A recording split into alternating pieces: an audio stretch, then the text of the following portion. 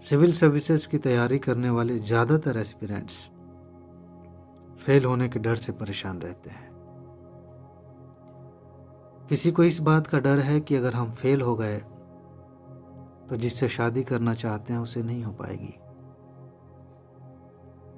किसी को इस बात का डर है कि अगर हम फेल हो गए तो माँ बाप के सपने टूट जाएंगे, उनकी उम्मीदें टूट जाएंगी। किसी को इस बात का डर है कि समाज में और हमारे रिश्तों में भी कई लोग ऐसे हैं जो हमारे फेल होने का ही इंतज़ार कर रहे हैं। अगर हम फेल हो गए तो उन्हें मौका मिल जाएगा ताने मारने का, चिढ़ाने का। सवाल ये है कि सिविल सर्विसेज की तैयारी में इस तरह का डर होना चाहिए या नहीं होना चाहिए? क्या यह स्वाभाविक सी बात है या आपने खुद बना लिया है? देखिए, जिस तरह का कंपटीशन है, जिस लेवल का, और जितना दबाव आपके ऊपर है, टाइम लिमिट भी है, इन सारी चीज़ों को देखते हुए आपके अंदर फेलियर का डर आना बिल्कुल स्वाभाविक बात है। हर किसी के मन में ये डर आता है। अगर कोई व्यक्ति कहता है, खासकर तैयारी की शुरुआत में, तैयारी शुरू करते समय कोई कह रहा है कि मुझे किसी बात का डर नहीं है, तो दो बातें हो सकती हैं। या तो वह व्यक्ति झूठ बोल रहा है या फिर उसने तैयारी को गंभीरता से नहीं लिया है। वो पहले से ही मान के चल रहा है कि हो गया तो भी ठीक, नहीं हुआ तो भी ठीक। लेकिन अगर कोई व्यक्ति पूरी ईमानदारी से लगा है, उसे सफल होना ही है, इस भावना के साथ लगा है, तो उसके अंदर डर भी स्वाभाविक रूप से आएगा। लेकिन यहीं पर एक बात समझनी है कि यह बात बिल्कुल सच है कि यह डर यह दिखाता है कि आपको कोई चीज़ कितनी शिद्दत से चाहिए। आपको परीक्षा में सफल होना है, उसमें आप कितनी अपनी भावनाओं को झोंकते हैं, कितनी चाहत रखते हैं, इसका पता चल जाता है आपके डर से। लेकिन क्या यह डर बना रहना चाहिए? नहीं। डर शुरू में लगना ठीक है, स्वाभाविक सी बात है, एक संकेत है कि आप सीरियस हैं। लेकिन इसके आगे चलते हुए यह डर समाप्त होना चाहिए। बहुत से लोग ऐसे हैं जो साल दर साल एग्ज़ाम दे रहे हैं, फेल हो रहे हैं, फिर एग्ज़ाम दे रहे हैं और उनका डर भी लगातार बढ़ता चला जा रहा है। हो सकता है कि आप भी उनमें शामिल हों। बल्कि ऐसा होना चाहिए कि हर बार एग्ज़ाम देने के बाद डर ख़त्म होना चाहिए। हो सकता है कि एक बार में सिलेक्शन नहीं हुआ, कोई बात नहीं, लेकिन तैयारी इस लेवल पर पहुंच गई है कि डर पहले से कम हो गया। ऐसा होना चाहिए। लेकिन ऐसा होता नहीं है सामान्य तौर पर। अगर आप भी इसी जाल में फंसे हैं तो कुछ बातें आपको ध्यान रखनी चाहिए, जिससे ये डर आपकी मजबूती बन जाएगा और धीरे धीरे आपकी मजबूती में इस रूप में बदल जाएगा कि आप भूल ही जाएंगे कि कभी आपको डर लगता था। फिर आपको कोई नहीं डरा सकता। तो ये फेल होने का डर ख़त्म कैसे होगा? ये लाइन ही गलत है। ये ख़त्म नहीं हो सकता, इसको जीता जा सकता है, इस पर जीत हासिल की जा सकती है। ये बातें बाद में भी आएंगी। जैसे मन में अभी ये ख्याल आ जाए कि अगर कहीं फेल हो गए तो जैसे ये ख्याल आता है, पूरे शरीर में एक अलग तरह की भावना दौड़ जाती है। शरीर सन्न सा महसूस करता है, डर लगता है। ये बात आगे भी आएगी, लेकिन डर महसूस नहीं होगा। ऐसा तब होगा जब आप इसे जीतेंगे। और इस डर को जीतने का सिर्फ एक ही उपाय है। एक और उपाय है जो दिखावटी उपाय है, जिसको हम सकारात्मक सोच कह देते हैं, मोटिवेशन कह देते हैं, पॉजिटिव बातें करना कह देते हैं। ये सब दिखावटी बातें हैं। जैसे खुद से कहना शुरू कर दें कि मैं इस बार सफल हो जाऊंगा, मेरा तो हो ही जाएगा, मुझे कोई डर नहीं है। ये प्रतिक्रिया है। अपने आप को छुपाने की एक नाकाम कोशिश है कि आप इस तरह की बातें करके बच जाएंगे। इससे कोई डर ख़त्म नहीं होता, बल्कि बढ़ ही जाता है। फ्रस्ट्रेशन बढ़ जाती है। अनावश्यक रूप से अपने आप से पॉजिटिव बातें करने के चक्कर में आप अपने आप को और कमज़ोर कर लेते हैं, क्योंकि अंदर से आपको पता होता है कि आप कुछ छुपाने के लिए, अपनी कमी छुपाने के लिए कुछ सकारात्मक बातें बोल रहे हैं, सुबह शाम लिख रहे हैं, किसी ने कह दिया है उसको दोहरा रहे हैं। उससे कभी ये डर ख़त्म नहीं होता। एक दूसरा उपाय है जिसकी बात मैंने भी की थी। सिर्फ इस पे अगर आपने काम किया तो डर भी ख़त्म होगा और सफलता भी मिलेगी। और उसकी शुरुआत होती है सही डायरेक्शन से। जब आप तैयारी में सही दिशा में आगे बढ़ रहे होते हैं तो आपका डर धीरे धीरे ख़त्म होने लगता है। आपके मन में सवाल आ सकता है कि मुझे कैसे पता चलेगा कि मैं सही दिशा में हूँ। शुरुआत में हर किसी को ये डाउट रहता है कि हम कैसे जाने कि हम सही डायरेक्शन में हैं।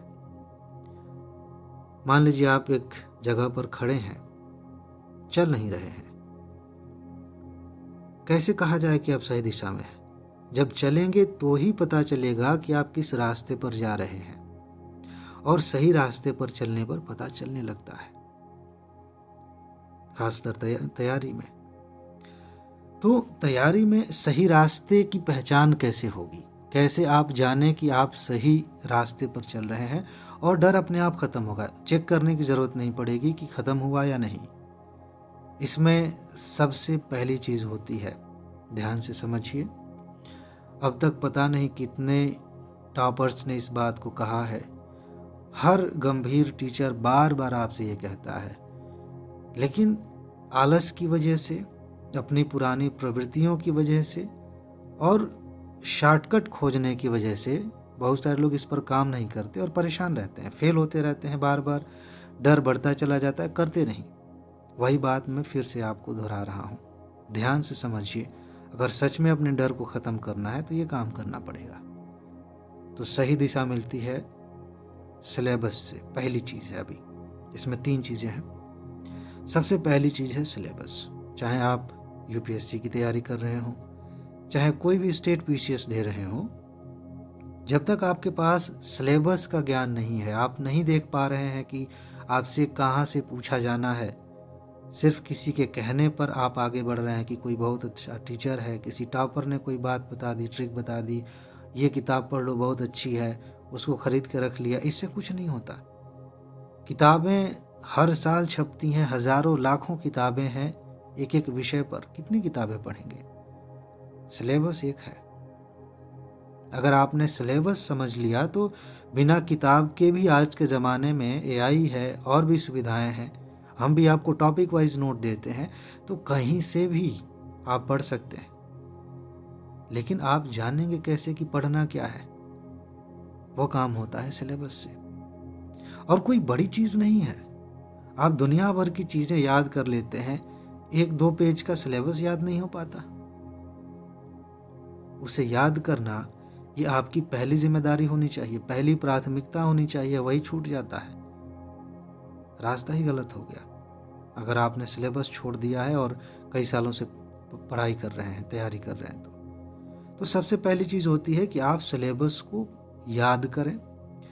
और सिलेबस में मैं टॉपिक्स की बात कर रहा हूँ, सिलेबस में जो टॉपिक्स दिए गए हैं उनकी गहराई तक पहुँचने की कोशिश करें। यहीं से अगली कड़ी निकलती है कि सिलेबस की गहराई में कैसे उतरा जाता है।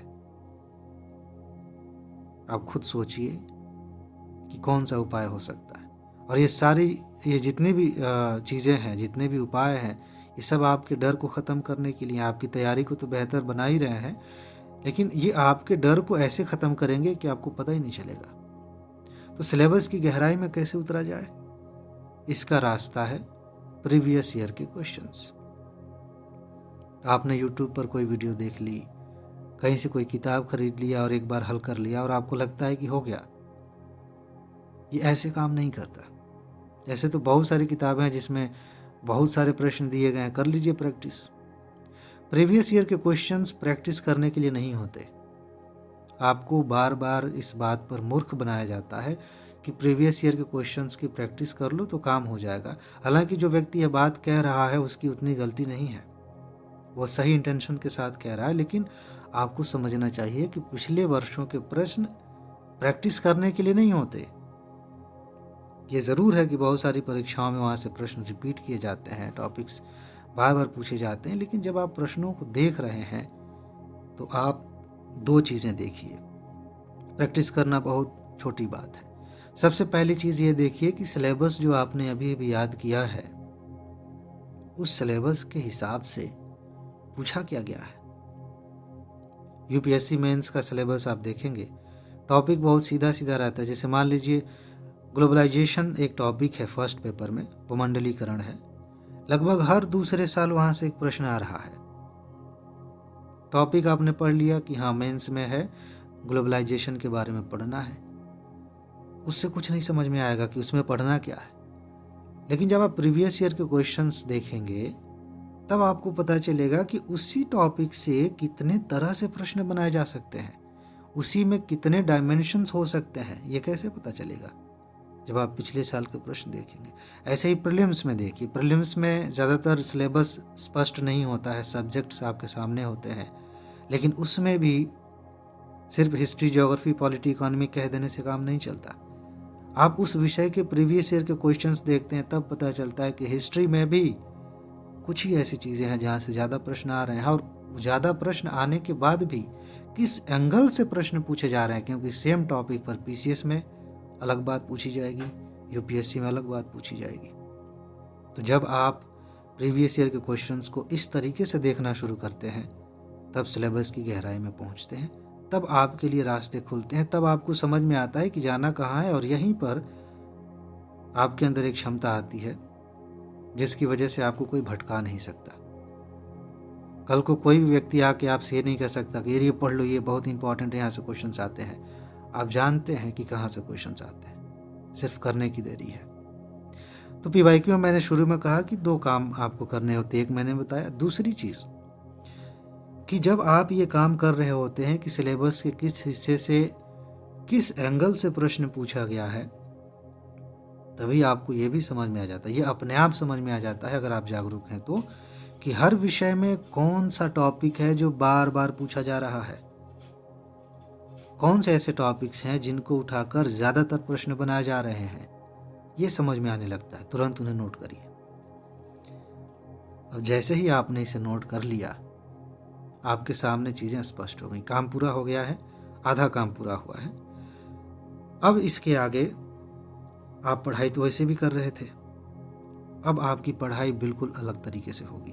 अब आप किसी के भटकावे में नहीं आएंगे, किसी के कहने पर कहीं नहीं जाएंगे। अब आप वो पढ़ेंगे जहाँ से प्रश्न आ रहे हैं, और सारा मामला यहीं पर टिका है। बहुत सारे लोग ऐसे हैं जो 24 घंटे में लगभग 12 से 15 घंटे कई बार पढ़ लेते हैं, उसके बावजूद वो उदास रहते हैं, उसके बावजूद वो डरे रहते हैं, उसके बावजूद उनका कॉन्फिडेंस नहीं बढ़ता। क्यों? क्योंकि उन्हें पता ही नहीं है कि जो उन्होंने पढ़ा है वो कितना काम आएगा।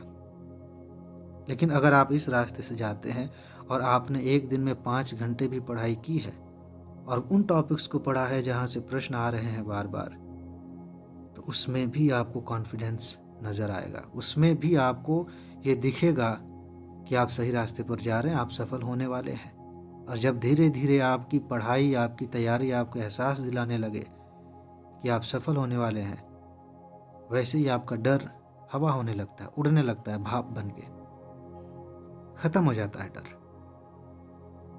इस रास्ते पर आप चलेंगे, आप कभी नहीं डरेंगे। हाँ, वो सारी बातें जो पहले डरा रही थी वो आएंगी, लेकिन अब उन्हीं बातों को सोचकर आपके अंदर कॉन्फिडेंस आएगा। पहले ये होता था कि कहीं फेल हो गए तो क्या होगा, फिर दुनिया भर की कहानी चलनी शुरू हो जाती थी, शादी भी कैंसिल हो जा रही है, माँ बाप बेइज्जत हो जा रहे हैं, रिश्तेदार और समाज वाले ताने मार रहे हैं, वो सारे चित्र दिमाग में घूमने लगते थे। अब अगर ये बात आई तो आपके पास एक बैकअप है, बैकग्राउंड है, अपनी मेहनत का एक सबूत है कि कैसे फेल हो जाएंगे। इतना बढ़िया हमने काम किया, इतनी अच्छी तैयारी की, ऐसे कैसे। तो वही बात जो पहले डरा रही थी, वही चीज़ अब आपको कॉन्फिडेंस देगी। कॉन्फिडेंट के लिए अलग से कोई चीज़ नहीं आने वाली है, सेम वही चीज़ है। तो बस अब आपके ऊपर है, ये पूरी तरह से आपके ऊपर है कि आप किस रास्ते पर जाना चाहते हैं। एक तरफ ये रास्ता है जिस पे हमने अभी बात की, और दूसरी तरफ एक रास्ता है कि बस कहीं सुनी बातों पर आप पढ़ते चले गए और समय बिताते चले गए और डरते चले गए। और ये डर इतना भयानक होता है कि सिर्फ इसी की वजह से कई बार आपकी पढ़ाई उतनी अच्छी नहीं होती जितनी होनी चाहिए, और जितनी आपने मेहनत की है उतने में आप अच्छी रैंक लेकर आ सकते थे, लेकिन चूंकि डर में आपने पढ़ाई की, हर बात में डर आने लगता है। कई बार इस बात का डर आने लगता है कि जो पढ़ रहे हैं वो याद भी है कि नहीं, जो हमने पढ़ लिया है वो कहीं भूल ना जाए, दुनिया भर जो हमारे पास किताबें हो कहीं कम ना पड़ जाएं, पर्याप्त हैं कि नहीं है, हर बात में डर आने लगता है और कॉन्फिडेंस खत्म हो जाता है। और जब इसी डर वाली भावना के साथ अब एग्जामिनेशन हॉल में बैठते हैं तो आते हुए प्रश्न भी गलत होने लगते हैं, क्योंकि आपके अंदर कॉन्फिडेंस नहीं है। लेकिन अभी जिस रास्ते की बात हमने की है उस रास्ते से होकर आप जाएंगे तो आपके लिए हर कदम पर चीज़ें आसान हो जाएंगी।